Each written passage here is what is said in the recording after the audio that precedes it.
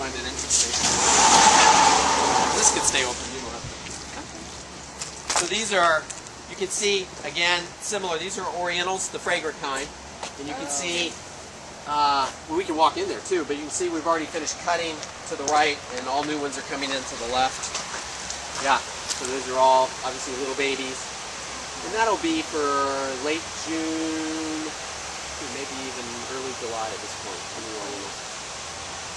That's the key difference between Orientals and Asiatics, is the fragrance. The flower size is a little larger on the Orientals, and the colors are generally more in the pinks and whites and that kind of family. Though some of that through breeding is changing. We have to buy bulbs, so I'm ordering bulbs for Mother's Day of next year, right now, into even later. So we have to go way. Oh, it's a little crazy, but that's what you have to do.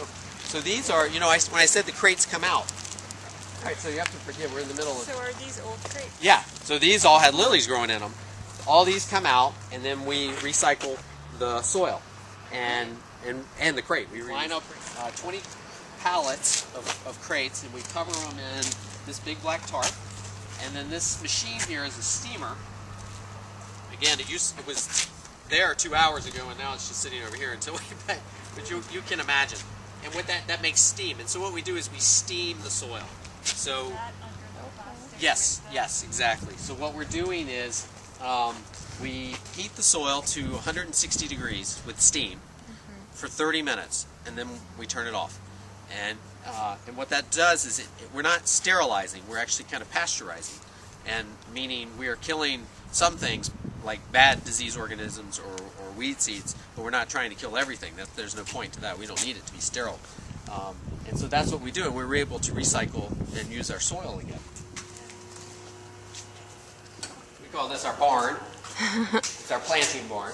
We bring those pallets in here, and we throw the crates on here, and I'll show you. I'll turn it on. It'll make a lot of noise, but you'll understand it when you see it running. Right, so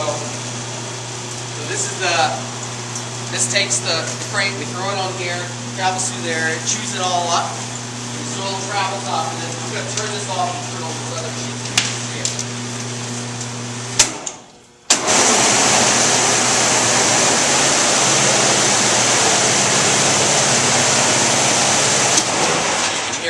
That's called the shaker.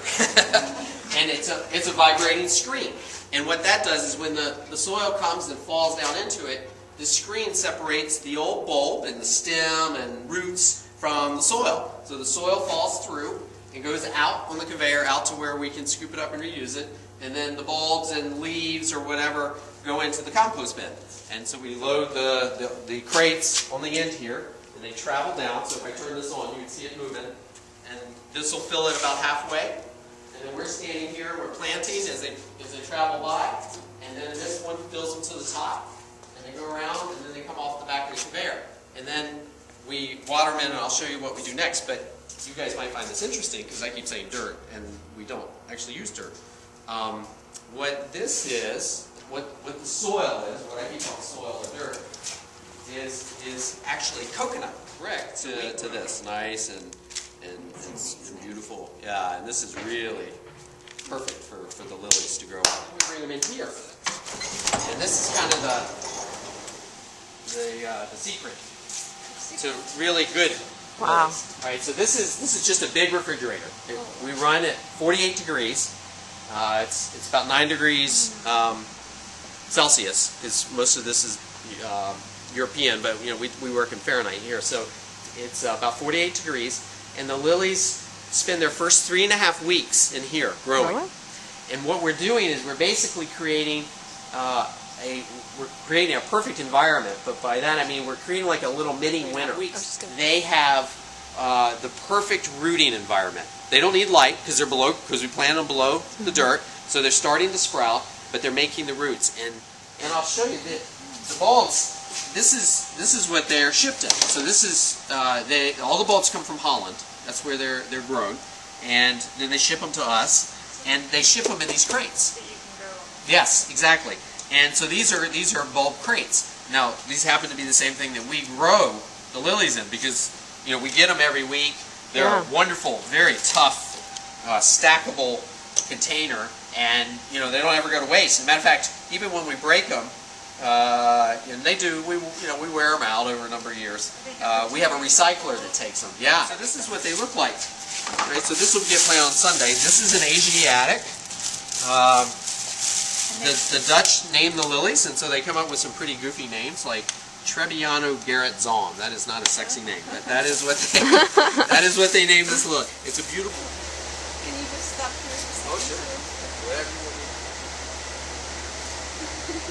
I should probably really do it, right?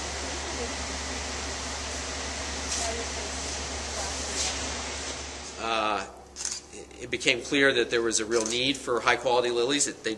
They grow millions and millions and millions of them in the world, but they don't ship real well. They're pretty fragile. It's kind of like tomatoes, supermarket tomatoes, and when you go pick one outside, and it's a whole other thing. It's kind of the same for lilies.